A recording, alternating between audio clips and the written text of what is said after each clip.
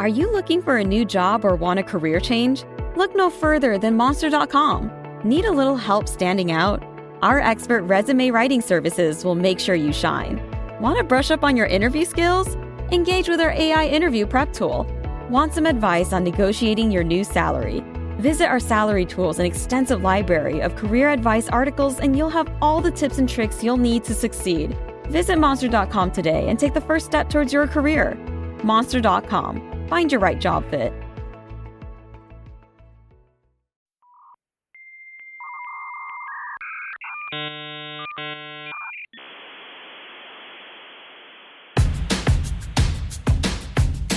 I'm as mad as hell, and I'm not going to take this anymore!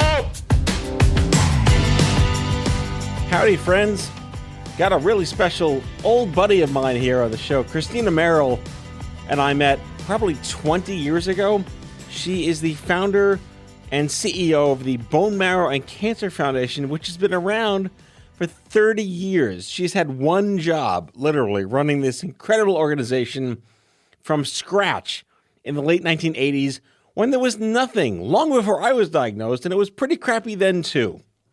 Anyway, she came in studio. I haven't seen her in a very long time. We bonded, we mishpach, we did all the right things, we caught up. I asked her, how are you still doing this? She's like, why did you leave Stupid Cancer? Lots of nonprofit founder therapy going on in the first half of the show. She's here to talk about Cancer Buddy, a brand new mobile app that she released through her organization that's basically peer-to-peer, chat-based support for anyone affected by cancer: patients, caregivers, survivors, providers. It's just a safe space to do private texting and match with people just like you on your terms based on what you want, what you need, or what you never knew you needed. Cancer Buddy is right now available only for iOS, so check the App Store and get it there. But Android's coming soon, and you're going to learn all about it right now. Let's get started.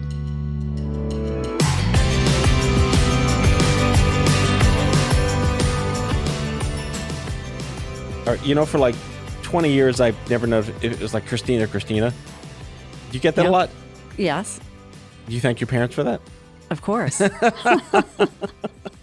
I'm thrilled to have you here. Thank you for coming on the show. It's great to be here. I mean, I haven't seen you in eons, but I feel like seeing you now is like we never lost touch. I know. That's what long-standing friends are about. It's really fantastic. Yeah. I love talking to people who, well, like most people don't know our backstories. Like, I'm a concert pianist, you know, you're a social worker. You happen to be just this person running this organization, and no one asks you, why do you do it? Mm-hmm. I found that, you know, some people, oh, what got you into this? Oh, I nearly died when I was in my 20s. I have a colleague who's a pediatric oncologist. She switched gears to work for drug development, got a medication passed. But no one knows she's a pediatric oncologist anymore. She's not the head of diversity at blah, blah, blah. Mm-hmm. Do you feel the need to let people know why you do this? Or you're just kind of like, all right, I'm just me doing this great stuff? Well, most of the time people ask, did you have cancer? So that's really the first question that I always get asked. And the fact is that I'm fortunate that I have never experienced cancer. And I am a social worker, and I worked in pediatrics 35 years ago in New York City, and it changed my life. Seeing these kids and these families go through this life-changing experience that turned their whole worlds upside down, and they were in new territory that they had no clue on how to navigate. And it just inspired me to start this organization, the Bone Marrow and Cancer Foundation, 30 years ago, to help families and patients navigate through this unfamiliar territory. So I hear 30 years ago, and I'm like, what? Yeah. That's what, the 80s? I know. There are so few groups that existed back then. Mm-hmm. I mean, you were in sort of concert with like the National Coalition for Cancer Survivorship. Was Patient Advocate Foundation even there yet? I don't think there was Livestrong was a far cry. It was a dream. I think Komen even started in the late 80s. It was almost like the Wild West. Yeah. Before we get to what I want to ask you next is, did you always want to go into social work, or was that like a happenstance fluke? I think I really wanted to go into become a doctor, a pediatric doctor. And I have a untraditional background. I was an equestrian rider and showed around the United States and in Europe, and was homeschooled and didn't quite have the confidence to go take my MCATs. So I thought, I'll go to social work school and see where that takes me. And so I consider myself saving lives every day, but I'm not a medical doctor. I'm a social worker who is an advocate for cancer patients and have definitely saved lives every day for the past 30 years. Is it equestrian? Is it like a gender, like actor, actress? No, equestrian. Everyone's an equestrian. Yes, just jumping horses, and that was I was an athlete. So what was the name of your first horse? My first horse was Eloise. Eloise, because I loved all the books. Eloise at the Plaza. That's right. Oh Yeah. my God, we're old. Yes. Yeah.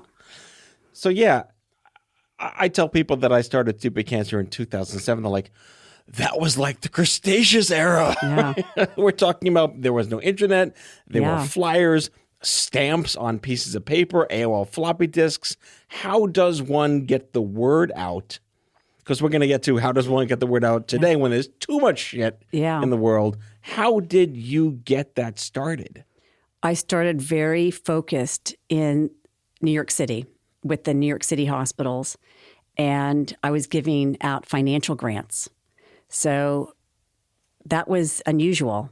And so it just started to grow, and it organically grew from state to state to state till we became a national organization.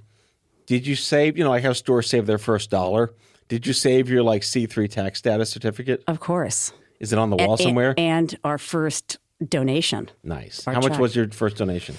My first donation, my father, so it was a family affair. Mm-hmm. My father was a jazz musician and composer. Wow. And in New York City, we had our very first event at the Copacabana on the west side. Now I can't get the song out of my head. Yes. Thank you, Barry Manilow. Yeah. And we did our first event there. And so our first dollars was from that event. And that really launched us. That's fantastic. Yeah. Why bone marrow? When I first started in social work, I did my internship at Memorial Sloan Kettering Cancer Center in bone marrow with Dr. Richard O'Reilly, who changed my life. He was an incredible pediatric oncologist and bone marrow transplant specialist. And these kids it was like a boy in the bubble. So they were in this very sterile environment for months. And so I had so much passion to help these families kind of be able to cope with their kids being so isolated and alone, and for them to be in the hospital for so many months at a time. So back then, syllables like, acronyms like BMT probably were not parlance. Yeah. Everyone, I think, today has heard of bone marrow transplants. We're going to get to, is it less worse these days because of medications and drug development? But what was it like back then to drain a kid and to have them at the brink of death in the bubble? Yeah, it was, they've had such incredible advances since 1990s, early 90s and late 80s. And so now they're even doing transplants outside of the hospital in housing areas that are affiliated with the cancer centers. So it definitely has changed over the years. Do they still have to they still have to puncture the bone? Is it still that barbaric? Yeah, they have to. No, they do a couple of different ways to get stem cells or bone marrow. Right. And so they have all different sort of, pheresis machines for stem cells, or some doctors prefer to get bone marrow out of your bone to be that's the transplanted. barbarism that I went through in 1996. Kept jabbing my femur, without anesthesia. I'm in the worst pain of my life. Yeah. They still do that without anesthesia unless you ask for it. That's so terrible. Yeah. Yeah. The more things change, the more they stay the same. Yeah. So if you had to look at, again, like I'm a creature of history, I love to look at better problems to have today, like not knowing your app exists, which we're going to get to in the second half of the show. Can you point to any one or two specific things that really revolutionized not just your capacity to lead your organization, but to explain why it's important? Yes. Well, the fact that families, especially with pediatrics or with spouses and family members, they need to be their patient's caregiver. And caregivers are so incredibly important. And often, if a transplant patient at the time, because we initially started out as just the Bone Marrow Foundation, and then we rebranded to Bone Marrow and Cancer, so we help all cancer patients now. But at the very beginning, it was bone marrow specifically. And if you didn't have a caregiver, you often were denied to even have treatment, because if you didn't have somebody by your side to help you through a very aggressive treatment, you weren't going to be able to make it. Yeah. So the caregiving part was so important. So I really wanted to focus on the fact that I wanted to give financial grants out to families so that they could have the support system and the structure to be able to have their best chance to get through treatment and have their family around them. So did you work at all with the Children's Oncology Group?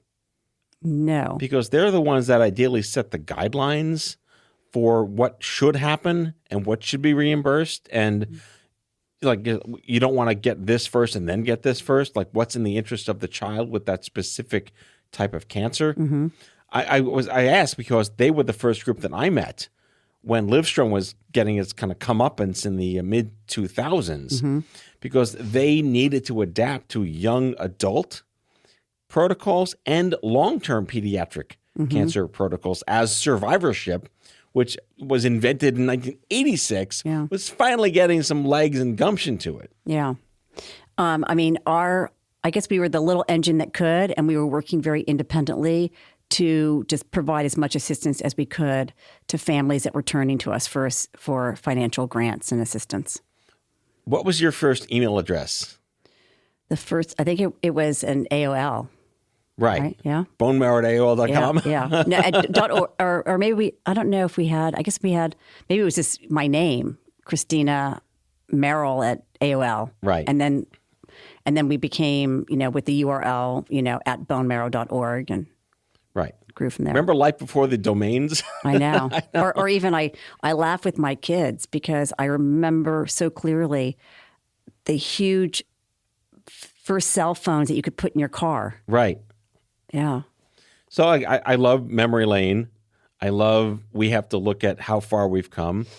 I recall, and I think you'll nod your head here on the radio, like manually stapling stuff on my kitchen table to be put in like envelopes and bulk FedExed to different cancer centers. Yeah. Was that the best way that you got the word out about yourself before the interwebs? Yes. I have the original brochures that I was a social worker at Mount Sinai Hospital in the adult bone marrow transplant unit.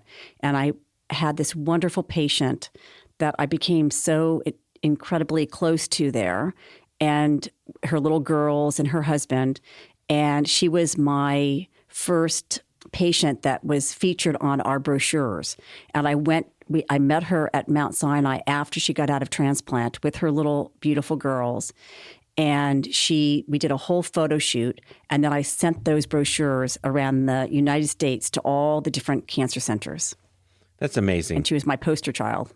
Are you still in touch with any of the kids whose lives were helped by your efforts 10, 20 years ago? Definitely. Yeah, 100%. There's one young girl that is now about 24 years old, and she just finished nursing school. Oh, that's great. And she's going to become a nurse in an oncology setting. Yeah. So we hosted these annual conferences at Stupid Cancer. I know you were involved in many of those. We were this circus tent for a bunch of groups. Yeah. And there's this running joke that the 2008 event never happened because there's no photos. There's no flyers. There's no proof it ever happened except for the fact that my dad and I were there with two other people from Leukemia and Lymphoma Society. So funny. Just a couple of months ago, total random LinkedIn from this person that I maybe pseudo-recognized They're like, Matt, I haven't talked to you. I haven't seen you since that very first OMG Cancer Summit. I was like, you were there? They had a photo of themselves at the after party at Planet Hollywood. I'm like, vindication. It really happened. Yeah. So I love that there is this like alumni class of people who still hold sacred the relationships that were created to help them get through their crap. Yes. I have a wall in my office, and it has all of our old newsletters that we used to send out through the mail. And I have, what? Yeah, through the mail, U.S. Postal Service. And I have them hung on our wall in our office. So it's kind of fun to look back over the years. My God. Does anyone need to know how annoying it was back then? Because it's so much different and weirder and better than ever before. Everything's so quick now, and you can really make a quick impact on people's lives because of the fact that they can find you and reach you. So it's amazing. Did you have like the old school forums back in the day? Yes. We had forums. Yeah, we had lots of forums. Yes. For all of our different programs. Yeah, you keep making different sections and I would store them in my garage out on Long Island. And every 7 years, I would bring them in to put them in a recycle bin and just keeping all the paperwork. The sign-up sheets. Yeah. Right? Like we had these, like happy hours and people would show up to them and we'd have sign-up sheets. Yeah. There were no QR codes in 2007. No. Pretty amazing. Yeah. So you're still running this organization. You are a lifer. I got to give you all the props in the world. Yeah. I'm so passionate about the foundation and have over the years worked basically for free. And I love this work. It feeds my soul. So I can't even imagine giving it up. All right, we're going to be right back with Christina Merrill and the Bone Marrow and Cancer Foundation.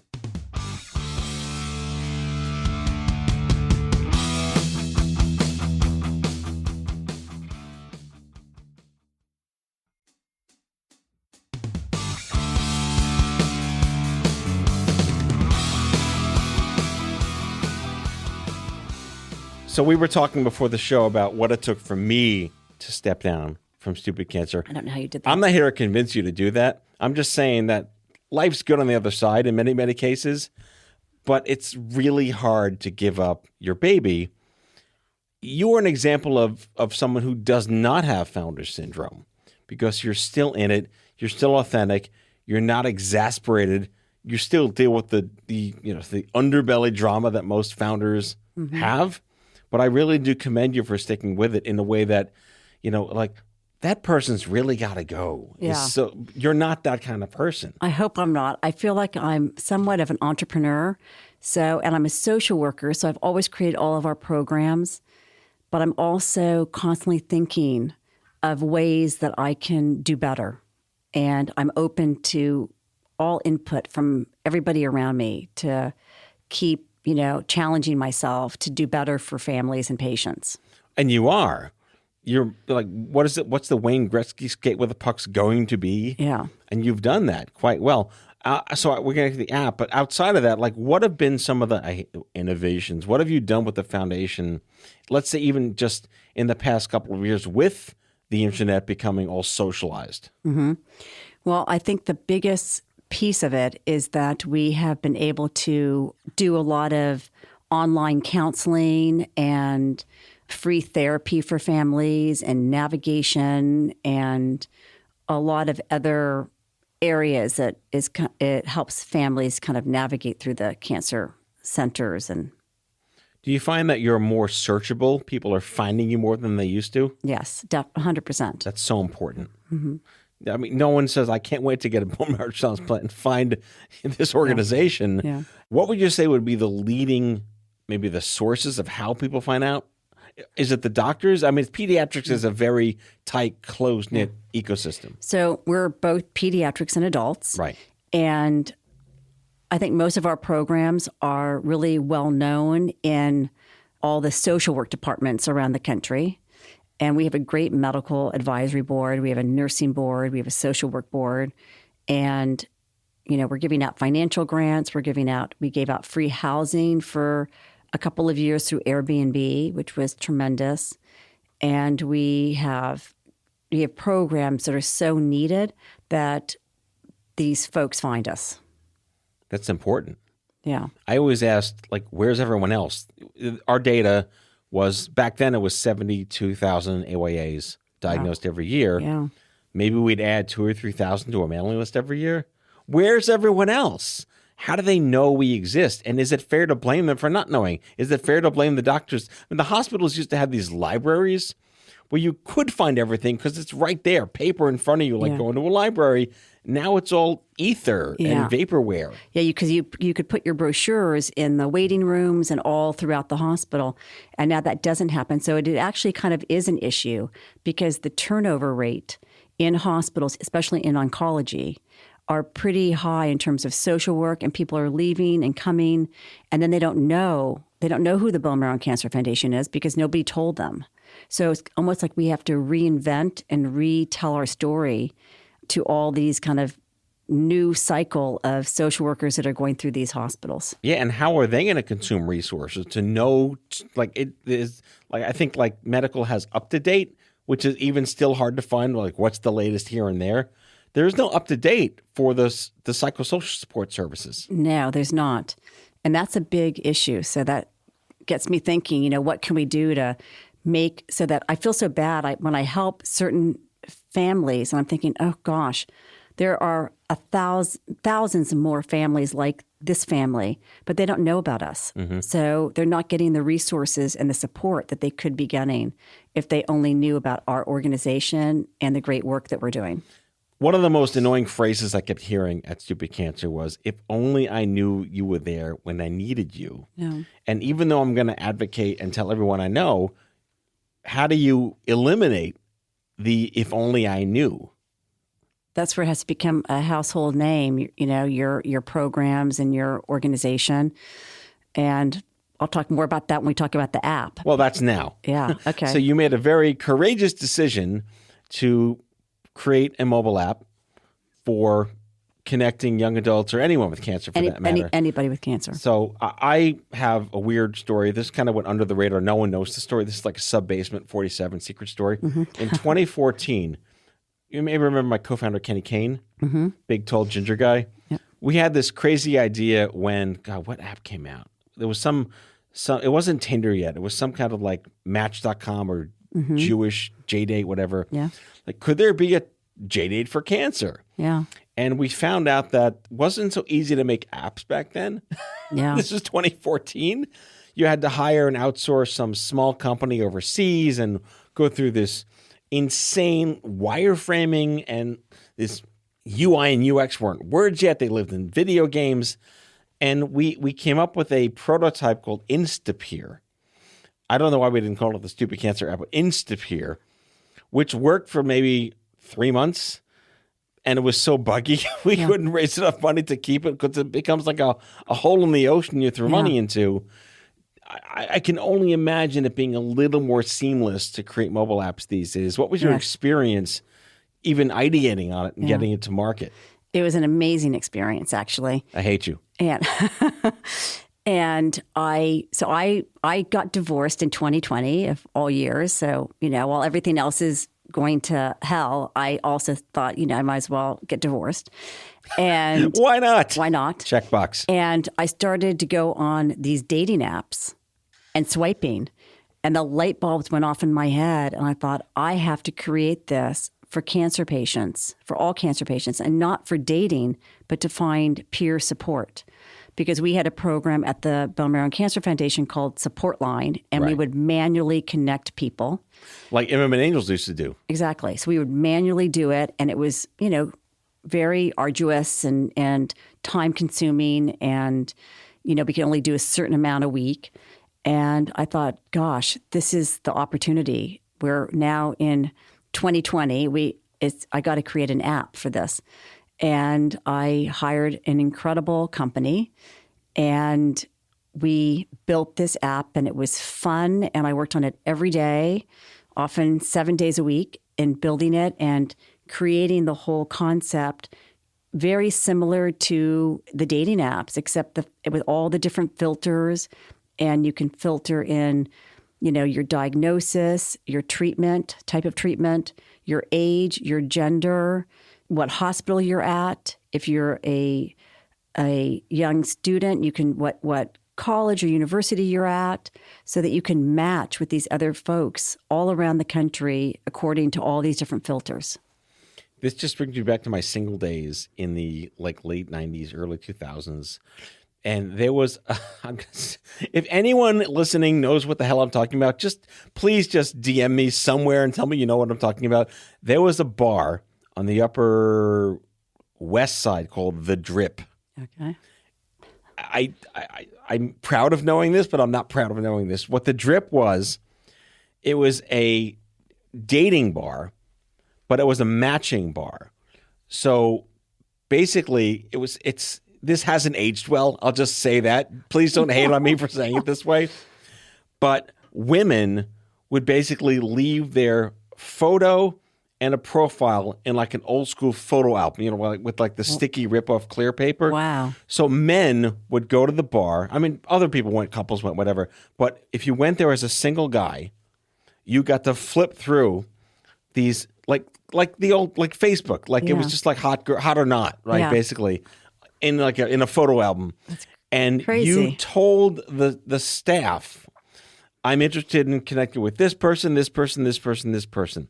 So every now and then, whenever that lady came back into the bar, they would tell her this guy, this guy, this guy. So it was up to the girl to decide if the guy was cute enough to meet, but you had to meet at Drip, and only Drip could connect you with the calendars. Wow. That's way before the dating Very times. innovative. Very. Hasn't really aged well. Yeah. But man, that was interesting. Yeah. I had to get that out of me. I haven't said that story in forever. But again, we're here sharing our history. Yes. How far we've come. Yeah. So this app is called Cancer Buddy. Was that trademarked, or you happened to stumble upon it? I trademarked it. God, that's great. Yes. IP. I'm an IP nerd. I can't believe that wasn't taken. Good for you. Yeah. So Cancer Buddy, and it's a great name, and it is just an incredible, easy, effortless app, and you just get on and you put in all your personal and medical kind of information so that you can connect to the right people. And you could be in a hospital floor, and you could be inpatient, and you would maybe never know the person on the next floor or even down the hall from you. Mm-hmm. But with Cancer Buddy, you can get on and you could put in, Memorial Sloan Kettering Cancer Center or whatever cancer center you're at, and that all the people at that hospital would pop up in your filter, and you could. It's not like geo-targeted, right? It's just based on your profile. This is based on but it is based on your profile. But if you want to connect with somebody in California or Texas or just in New York City, you just put that in as a filter. It's not like the Find My app with the Apple AirTags inside your whatever. No. In your IV bag. No. No. Yeah, that would be creepy. Yeah. So one of the issues we faced, this is way back when like the Facebook terms of service kill each other, no accountability. Do you have moderators? And the reason I asked this question is there was an incident at a nonprofit organization that did matching, where they never really kept up with the mentors well, and one of the mentors relapsed, but they wound up connecting that person to a new fighter, and it didn't go well because the fighter was expecting to be given encouragement and mentorship, and they were met with something that really wasn't appropriate at the time. Are you concerned at all about not nannying, but the conversations happening in the app? So a couple of different things to answer that question is that it's all self-reporting. Mm-hmm. So if you don't feel comfortable, you can either block or delete that person from your connections. And basically, we don't worry about that because you're going into the app as either a patient, a caregiver, or a survivor. Mm-hmm. And you also put in why you're there. Are you there to seek out information? Are you there to offer information? Are you offer support and caring for somebody else? Or what are you there for? So we have all these different little icons that represent why you're there. And it's like any social support network. like Facebook or Yeah, like we any have of to. these. You have to do your own judgment. Right. Yeah. I'd like to believe that society has matured enough Mm-hmm. that if it's a serious networking app like this and not perhaps a potentially frivolous, Yeah. like the Drip app Yeah. today, you're going to be a little more mindful Yes. of this. I would hate to think, I always go, I'm Jewish, and worst case scenario is like my jam. And we have groups on the app. Right. So we have a whole bunch of different groups that we've started, and those are all moderated by a host. Good. So each group has either a social worker or a nutritionist or a nurse or a patient who is moderating it. So those are all the groups are moderated. Are you collecting feedback? Yes, we are asking for stories and we're asking for feedback on what kind of groups people would like to see and have. And we want to hear people's experiences on Cancer Buddy. How often is the 1.1 becoming 1.2, becoming 1.3? Well, we're only in iOS right now. Okay. So this year we're raising funds for Android and also for Those Spanish. guys suck. Don't worry about it. I lost one listener. Yeah. No, I'm kidding. I love you all. And so we're doing Android this year and Spanish, but we're launched in the Apple Store last June. And so it's really a new initiative. And how many users do you currently have? We have about 1,300. That's not too shabby. Yeah. Someone once explained to me, like, people that host podcasts that have, I reach 1,000 people a month. Mm-hmm. Put yourself in the Apollo Theater in front of 1,000 people. It's a lot of people to be talking to at a clip. So 1,300 is not so bad. Are you able to message all of them at once? Like the admin says, Yes. Here's, come to our gala. I just noticed you were with Michael Kors before this. Yes. Thank you for not packing me in your suitcase. Yeah. But Michael Kors is having a fundraiser on Tuesday. Everyone in the app gets to find out about it. Yes. Yes. We can send out a message, and we have kind of quote unquote ads, but they're ads that are for patients and caregivers. So it's more informational ads, like where to get great chemo clothing, with ports, or where the best camps are for your kids to go that have cancer, Right. and things like that. So we're really trying to give great resources to our community. And I really want to build a community to connect all the cancer community together and not have them so segmented out according to your hospital.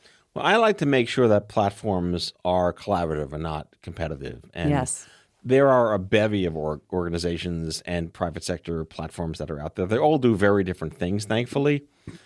Some of them are evidence-based. Some of them are purely for trial enrollment. Some of them are for calendaring and scheduling. But Yep. picking your lane and doing it right is really important. And yeah, I want to be the bullhorn. Everyone listening, everyone that knows, here's another fabulous 21st century post housing collapse, post getting TikTok out of our classrooms resource that is actually helping people. Yeah.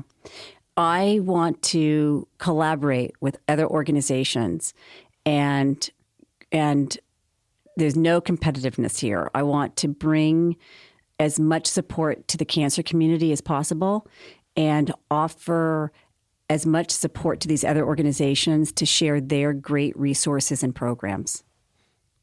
There's no other way to do it than that. Yeah. Brings back a conversation I had with Heidi Adams of Planet Cancer at Livestrong in 2006. I remember this like it was yesterday.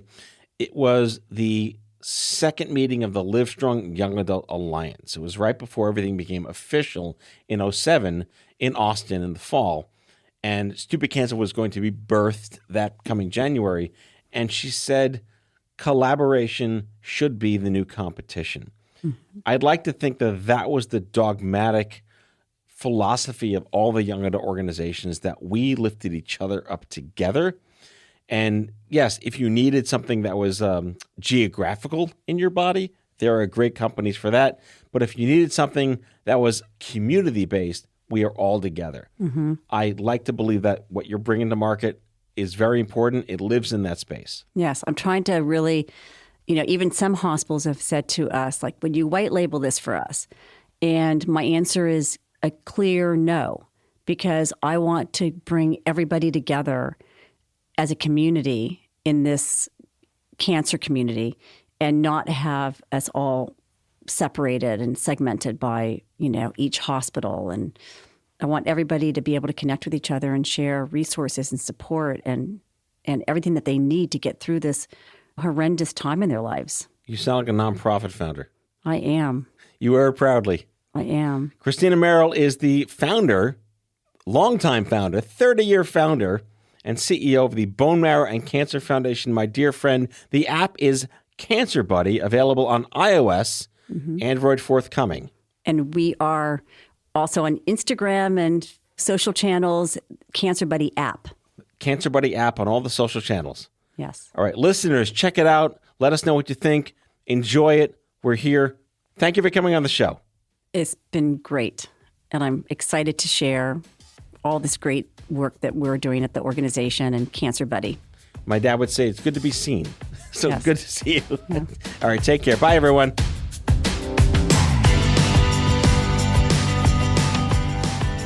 Out of Patience with Matthew Zachary is an Off-Script Health production. The executive producers are Matthew Zachary and Andrew McDowell.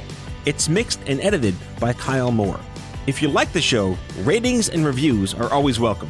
Leave us a message anytime at 855-AUDIO-66. That's 855-AUDIO-66 to share your healthcare shitness with us, and we might just play them on the air on a future episode. For more information about this show and Off-Script Health, visit offscript.com. That's offscript, no T.com.